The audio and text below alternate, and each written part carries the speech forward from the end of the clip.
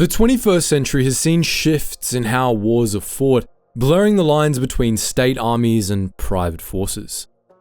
In Russia, a particular type of organization has emerged, the private military company, or PMC. Though PMCs remain technically illegal under Russian law, they function as instruments of state policy. The Russian state utilizes these groups, often described as proxies, to achieve strategic objectives abroad while maintaining a degree of separation. The approach allows Moscow to operate complex geopolitical environments with plausible deniability. Among these shadowy outfits, one name became infamous: the Wagner Group. Emerging around 2014, Wagner operated as a mechanism closely tied to Russia's military intelligence agency, the GRU. It served to recruit, train, and deploy contract fighters, often veterans, for missions advancing Kremlin interests. Overseeing this network was Yevgeny Prigozhin, a Kremlin-connected businessman. His companies provided the corporate structure and logistical support for Wagner's operations. For years, both the Kremlin and Prigozhin himself denied the group's existence or their connections to it, shrouding its activities in secrecy. Wagner's fighters moved like ghosts through conflict zones, their presence officially unacknowledged. This is the story of Russia's most notorious shadow army. Its origins within the country's security apparatus, its brutal campaigns across multiple continents, its sudden, violent rise to global infamy, and the figures who pulled its strings from the shadows.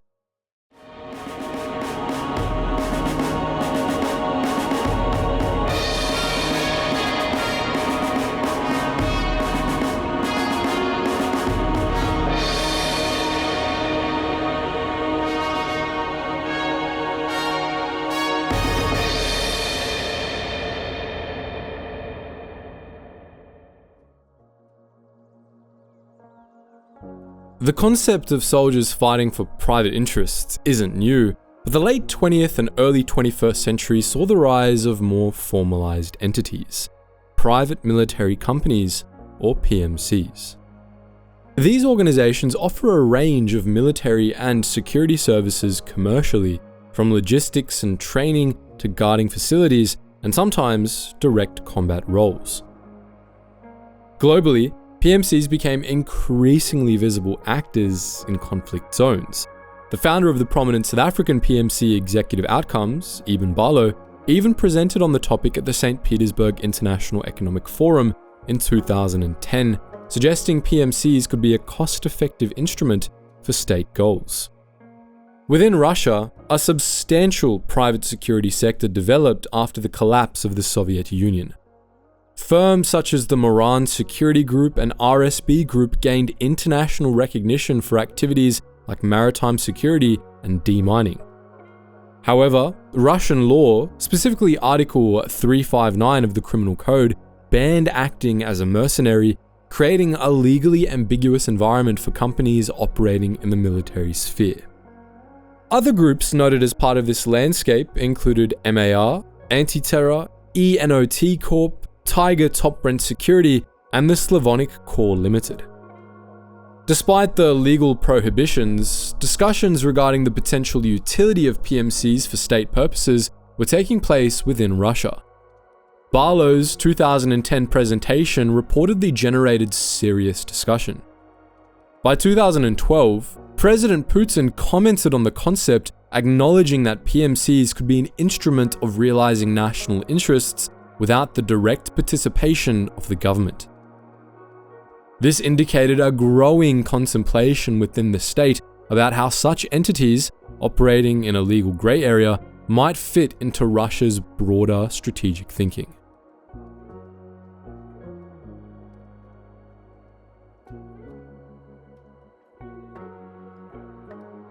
Russia's interest in using private military companies gained traction in around 2010 as a potentially cost-effective instrument for politico-military operations beyond its immediate neighborhood. However, the country's first significant venture into this realm proved unsuccessful. In 2012, a company named the Slavonic Corps, technically registered in Hong Kong by individuals linked to the Moran security group and reportedly established with FSB approval, deployed contractors to Syria. The mission involved 2 companies totaling some 267 personnel, ostensibly hired to guard oil and gas facilities near Deir ez-Zor. The operation quickly turned disastrous. Instead of guarding the facilities, the ill-equipped contractors found themselves ordered to attack well-armed jihadist rebels near Al-Sukna. They suffered casualties, retreated during a sandstorm, and ultimately broke their contract, returning to Moscow demoralized in November 2013. Upon arrival, the organizers were promptly arrested by the FSB. The failure of the Slavonic Corps highlighted the risks of purely private mercenary ventures operating without sufficient state control. It demonstrated to the Kremlin that a more integrated model was needed if PMCs were to be effective tools. This experience paved the way for a new approach, one deeply intertwined with Russia's military intelligence agency, the GRU. The figure selected to manage the financial and corporate aspects of this new structure was Yevgeny Prigozhin, whose Concord management group already handled vast catering and logistics contracts for the Russian military. While credible account suggests the program began in 2013, Prigozhin initially had little interest in military affairs, but his business model depended entirely on Kremlin patronage, making the offer likely one he couldn't refuse. For the military command, the GRU selected Dmitry Utkin, a former lieutenant colonel who served in the Spetsnaz and commanded the GRU's 700th Independent Spetsnaz Detachment during the Second Chechen War. Utkin had also participated in the failed Slavonic Corps expedition to Syria.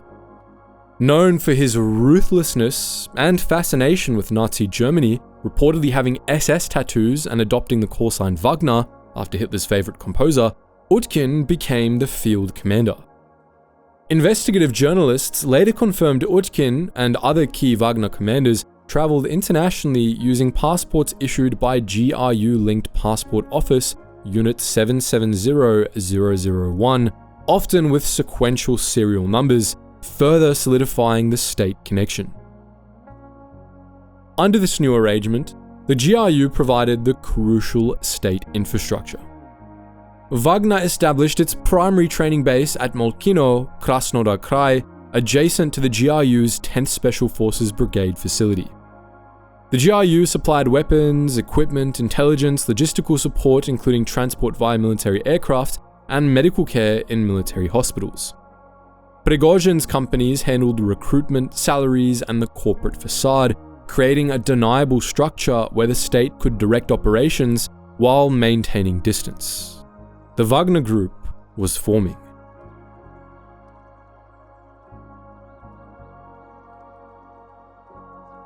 The newly minted Wagner PMC, operating under the GRU's direction and Prigozhin's management, saw its first major test almost immediately following Russia's annexation of Crimea in February 2014. While reports indicate Wagner was active during the takeover of Crimea itself, perhaps primarily involved in recruitment among local thugs or volunteer units supporting the seizure, its most significant early role unfolded in the ensuing conflict in eastern Ukraine's Donbas region. Following the annexation, a messy anti-Kiev insurgency emerged in the predominantly Russian-speaking industrial areas of the Donbas. Moscow became invested in supporting the rebels against Kiev, but sought deniable means to exert influence and control. Wagner thus became a key instrument of this strategy, and by late spring 2014, Wagner deployed an estimated 300 soldiers to southern Russia near the Ukrainian border, forming the core of its initial combat force. In the chaotic aftermath of Ukraine's Revolution of Dignity, these Wagner operatives became part of the force fueling the separatist war. They functioned initially as highly selective units, hiring largely former special forces, airborne and marine veterans, offering significantly higher pay than the regular Russian military. They were equipped with hand-me-down gear from the Russian military, including dated AKM assault rifles, later supplemented with more modern AK-74s, light support weapons like PKM machine guns, RPG-7 launchers, and mortars. At this early stage, they often wore mismatched uniforms with no standard insignia. Wagner's role in the Donbas was multifaceted. They served as a high-quality strike force for the nascent Donetsk and Lugansk People's Republics, providing combat capability the often disorganized local militias lacked. Crucially, they also performed internal housekeeping tasks for Moscow. This involved enforcing Kremlin control over the rebellion by eliminating unruly or overly independent separatist commanders. The assassinations of Alexander Batman Bednov in January 2015 and Alexei Mozgovoi in May 2015 were widely attributed to Wagner operatives carrying out Moscow's orders to purge rogue elements. Wagner was also reportedly involved in disarming other unreliable militia units. Wagner fighters participated in key battles. Ukrainian SBU intelligence implicated Wagner contractors, acting on Utkin's orders, in the downing of a Ukrainian Il-76MD transport aircraft near Luhansk airport on June 14, 2014, killing 49 Ukrainian personnel, allegedly using 9K-38 Igla manpads. Wagner's involvement was all but confirmed in the crucial battle for Debaltsev in early 2015. While the GRU directed the overall separatist effort, with senior officers like Olev Ivanikov acting as curators, Wagner fighters provided essential ground combat power. During the Debaltsev campaign, Wagner forces, numbering over 500s and reinforced with tanks, armored vehicles, and artillery support from the regular Russian army, helped turn the tide against Ukrainian forces, contributing to their encirclement and eventual withdrawal. Wagner reportedly suffered significant losses, including 21 dead during the fierce fighting for Debaltsev. Through these early operations in Ukraine, Wagner established its reputation as a ruthless and effective, albeit deniable, tool of Russian state power, capable of direct combat and politically sensitive wet work under the GRU's close supervision.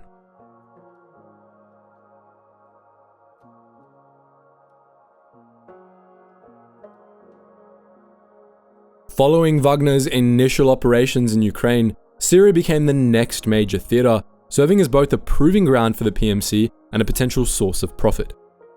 Russia officially intervened militarily in the Syrian civil war in September 2015 to support the beleaguered regime of Bashar al-Assad.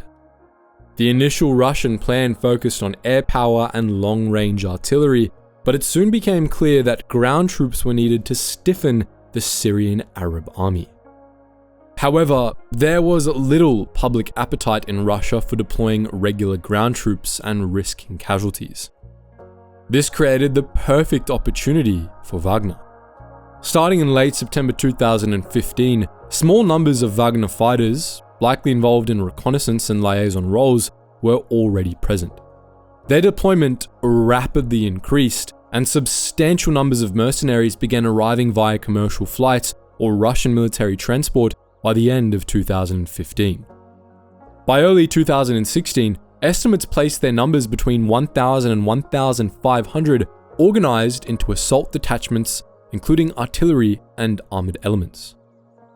Wagner's forces often operated more aggressively and took on missions deemed too risky for regular Russian soldiers. Their first serious engagement was the push toward the ancient city of Palmyra in March 2016, then held by ISIS.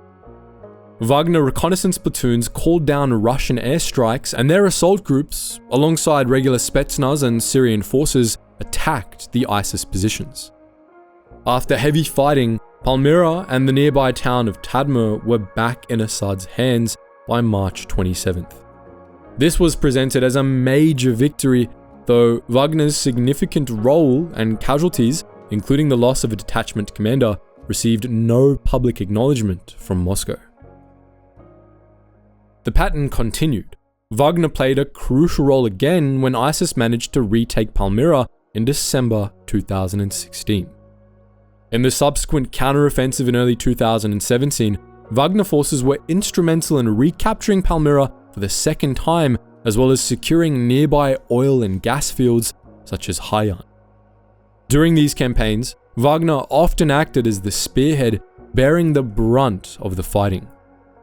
Beyond the battlefield, Wagner's Syrian deployment solidified its link to resource extraction. In 2017, Prigozhin's company, Evropolis, formalized a deal with the Syrian government. The agreement stipulated that Evropolis would receive 25% of the proceeds from oil and gas fields recaptured from ISIS by Wagner forces. This created a direct financial incentive for Wagner to seize and hold energy infrastructure, blending its military function with Prigozhin's commercial interests. While potentially profitable, analysts suggest the primary value for Russia was strategic. Securing energy assets provided leverage and a permanent geopolitical foothold in Syria. However, this pursuit of resources led to Wagner's most infamous disaster. On February 7, 2018, a large column of Wagner mercenaries, estimated at around 500 alongside pro-regime militias, crossed the Euphrates River near Qassam, Deir ez-Zor province, advancing toward the Konoko gas field held by US-backed Syrian Democratic Forces. Evropolis likely had its eye on this potentially lucrative field. US forces, liaising with Russian military counterparts via deconfliction channels, issued repeated warnings. Russian commanders reportedly claimed the advancing forces were not theirs. The US responded with overwhelming air power, including AC-130 gunships, F-15E jets, MQ-9 Reaper drones, and Apache helicopters. The result was a bloodbath. The Wagner column was devastated in just 4 hours. Casualty estimates varied wildly, with some initial reports claiming up to 300 dead, though the real figure was likely lower. It was a shocking demonstration of the dangers of operating without coordination and against a technologically superior adversary. The incident severely strained relations between Prigozhin and the Russian Ministry of Defense, who reportedly left Wagner to fend for itself during the attack and refused helicopter evacuation for the wounded. Despite the Qassam debacle, Wagner's presence in Syria continued, primarily focused on guarding infrastructure and providing training. Its role as a deniable combat force significantly curtailed, but its value as a tool for resource control and influence established. With its military effectiveness and deniability proven in Ukraine and Syria, the Wagner Group became a primary tool for expanding Russian foreign policy, particularly in Africa.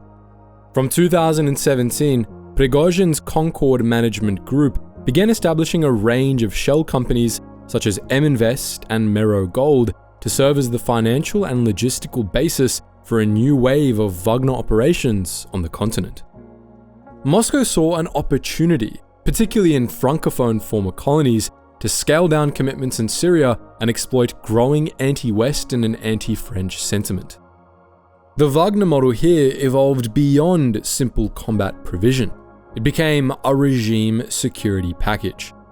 Wagner offered fighters for counterinsurgency and bodyguard services bundled with political technologists, Prigozhin's spin doctors, to spread disinformation, stoke anti-French sentiment, and support allied regimes during elections.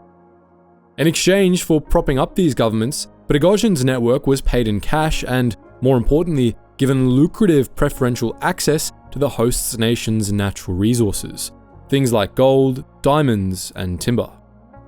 The US Treasury later sanctioned multiple Prigozhin-linked companies, including M-Invest and Mero Gold, for their role in the exploitation. Sudan was one of the first major entries, starting around 2017 after its president, Omar al-Bashir, visited Moscow. Prigozhin's M-Invest and its subsidiary Mero Gold were granted gold mining concessions. Wagner operatives provided security and training, forging deep ties with the country's paramilitary rapid support forces. Wagner's presence in Sudan became a major hub for illicit gold dealings, funding its wider operations, and when civil war erupted between the RSF and the Sudanese armed forces in 2023, Wagner was credibly accused of supplying the RSF with missiles and other support, exacerbating the conflict. The Central African Republic became another quintessential example of Wagner's model. Arriving in 2018, Wagner contractors, initially just 100, but soon expanding to over 1,400, became the personal protectors of President Faustin Archange Touadera. A Wagner-linked figure, Valery Zakharov, was even appointed as the president's national security advisor. In return, Prigozhin's company, Lobey Invest, also sanctioned by the US, was granted mining concessions for gold and diamonds. Wagner forces, working with the CAR army, led brutal counterinsurgency campaigns. UN experts and human rights organizations documented a pattern of grave abuses by these Russian instructors, including summary executions, torture, rape, and the indiscriminate killing of civilians, particularly in areas around artisanal mines. Wagner had effectively captured the security apparatus of the state to plunder its resources.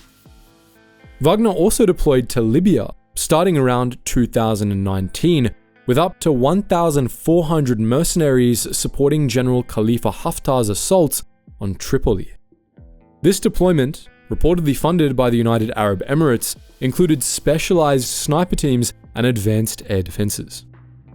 During their 2020 withdrawal, they were accused by the UN of leaving behind booby-trapped explosives in civilian areas. Not all ventures were successful though.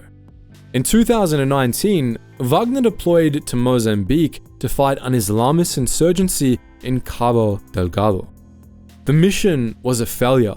Wagner's forces were arrogant, lacked local knowledge, were unable to coordinate with local forces, and were ill-equipped for jungle warfare. After suffering heavy casualties and ambushes, they withdrew by early 2020. In late 2021, Wagner moved into Mali, capitalizing on the military junta's anti-French stance and the withdrawal of French forces. Wagner personnel took over former French bases, including in Timbuktu. In exchange for a reported $10 million a month and mining concessions, Wagner provided regime security and joined counter-terrorism operations.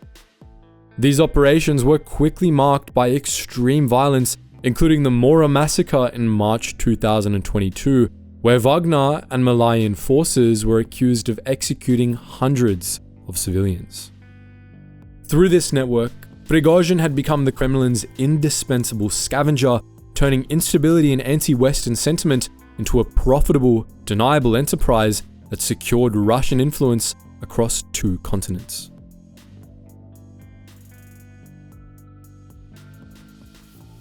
When Russia launched its full-scale invasion of Ukraine in February 2022, the Wagner Group wasn't initially called upon for the main assault. The Russian political leadership apparently expected an easy victory with conventional forces. However, when the initial plan to take Kiev failed and the Russian military's advance stalled, a pressing need for skilled and motivated infantry emerged. This created a market for opportunity for Prigozhin. Wagner's forces, including contractors pulled from deployments in Africa and Syria, began returning to the Donbas.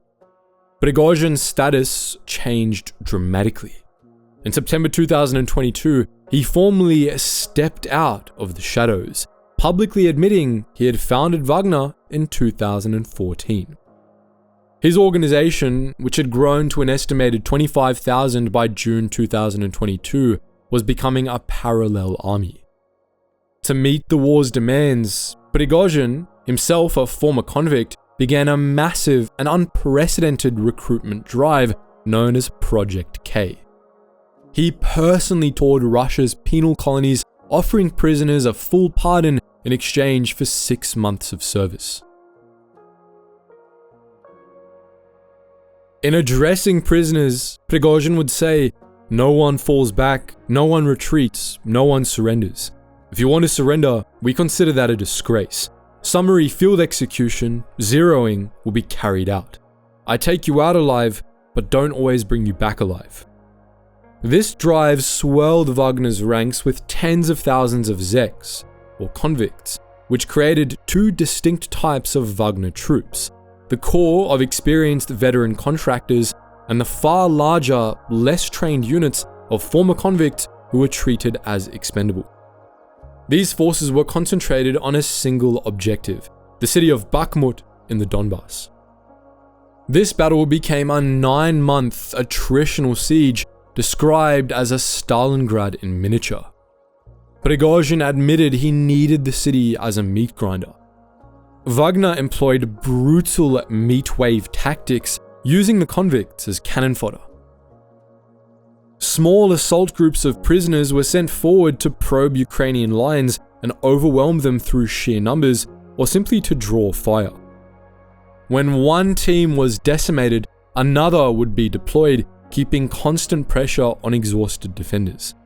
These human wave attacks, reminiscent of Soviet tactics, were backed by Wagner's experienced artillery units and veteran assault teams. The cost was staggering. By February 2023, US intelligence estimated Wagner had suffered almost 30,000 casualties in the battle, the vast majority of them convicts. Prigozhin, however, used the slow, grinding advance to build a public persona.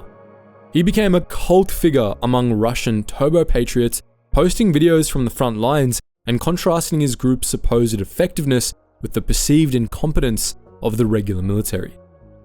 This public profile fueled a bitter and personal feud with the military high command, specifically Minister of Defense Sergei Shoigu and Chief of the General Staff Valery Gerasimov.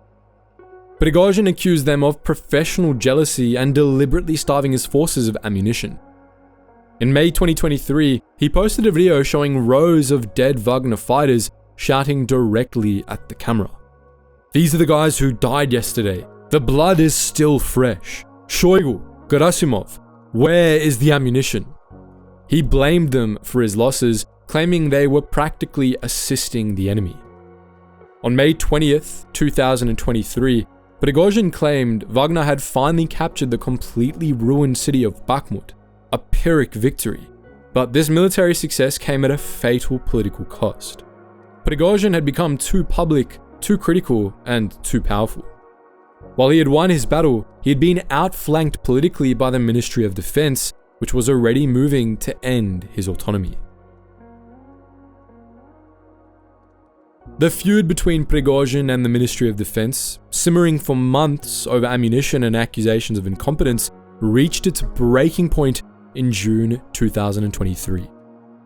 On June 10th, Defense Minister Shoigu issued an order, perceived as Shoigu's revenge, mandating that all volunteer groups must sign contracts directly with the MOD by July 1st.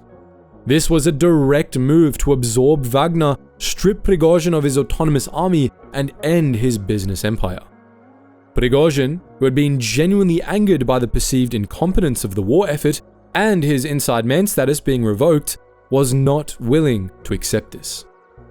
His response was an act of coercive negotiation rather than an outright attempt to topple Putin. His original plan may have been to seize Shoigu and Gerasimov during a scheduled visit to Rostov-on-Don, but when this plan was compromised, he improvised. On June 23rd, Prigozhin released a pair of video statements. In them, he made the explosive claim that the entire justification for the war was a lie fabricated by Shoigu and an oligarchic clan. He then claimed, in what appears to be a complete fabrication, that the Russian military had launched a missile strike on a Wagner rear camp. Prigozhin said in an audio message, "The Council of Wagner Commanders has made a decision. The evil that the country's military leadership is carrying out must be stopped." He announced a march for justice. Early on June 24th, Wagner forces, estimated at 10,000 to 12,000 strong, crossed from occupied Ukraine into Russia, meeting no resistance from perplexed border troops.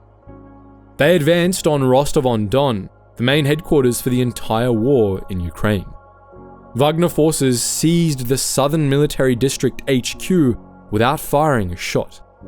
The local security forces, including the police and National Guard, seemed equally disinclined to stop him.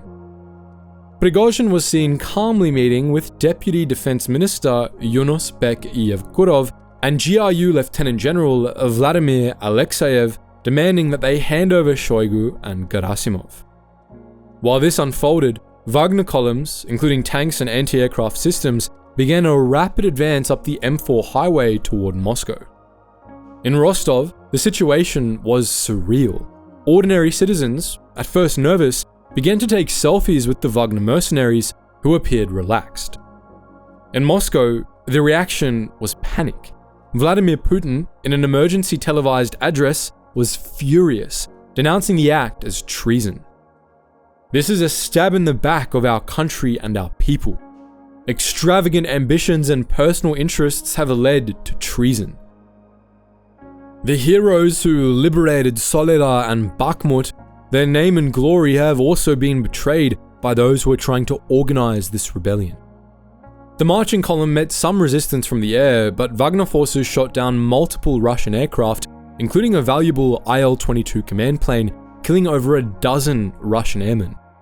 The column advanced to within 200 kilometers of the capital, then, just as suddenly as it began, it stopped. Prigozhin announced he was turning his columns around to avoid shedding Russian blood. A deal, supposedly mediated by Belarusian President Alexander Lukashenko, had been struck. The criminal charges for mutiny would be dropped. Prigozhin would go into exile in Belarus, and his fighters could either join him, retire, or sign contracts with the Ministry of Defense. The rebel had failed, but in doing so, he had exposed the fragility of the Russian state and committed an unforgivable act of public humiliation against Putin. For 2 months after the mutiny, Yevgeny Prigozhin existed in an ambiguous state. He moved between Belarus, Russia, and was even seen in Africa, attempting to reassure clients and maintain control of his vast network. But the Russian state was already moving to dismantle his independent empire. The Kremlin, through the Ministry of Defense and GRU, began the process of reasserting control. Senior officials, including Deputy Defense Minister Yunusbek Yevkurov, one of the men Prigozhin had confronted in Rostov, toured Wagner's African operations, delivering a clear message to clients like Khalifa Haftar in Libya. The orchestra would continue, but under new management. In Russia, Wagner was forced to hand over its heavy weaponry to the Ministry of Defense. Key commanders who had not joined the march, like Andrei Troshev, were publicly brought into the fold by Putin, tasked with overseeing the transition of fighters into formal MOD structures. Then, on August 23, 2023, exactly 2 months to the day after the mutiny, an Embraer Legacy 600 private jet linked to Prigozhin took off from Moscow, bound for St. Petersburg. Over the Tver region, the aircraft suddenly plummeted from the sky. All 10 people on board were killed. US and Western intelligence assessments concluded the plane was likely destroyed by an onboard explosion, though Russian officials denied involvement and the investigation remained opaque. The passenger list confirmed a targeted decapitation of the Wagner organization. It included not only Yevgeny Prigozhin, but also Dmitry Wagner-Utkin, the group's military founder and namesake, and Valery Chakalov, Wagner's head of logistics and the financial architect of its scavenger business empire. The Kremlin's denial was followed days later by a cold, formal eulogy from Vladimir Putin. He was a man of difficult fate. He made serious mistakes in his life, but he achieved the results he needed, both for himself and, when I asked him about it, for the common cause. The message was unmistakable. The betrayal had been punished. With Prigozhin and his inner circle eliminated, the state takeover of his assets accelerated. The GRU, reportedly under the supervision of General Andrei Avyanov, began absorbing Wagner's extensive African operations into a new, rebranded structure, the Africa Corps or Expeditionary Corps.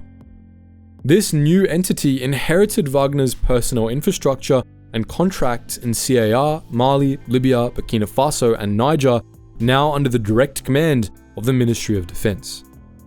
The transition was formalized, and by June of 2025, it was announced that the Wagner Group mission in Mali had officially ended, to be fully replaced by the Africa Corps.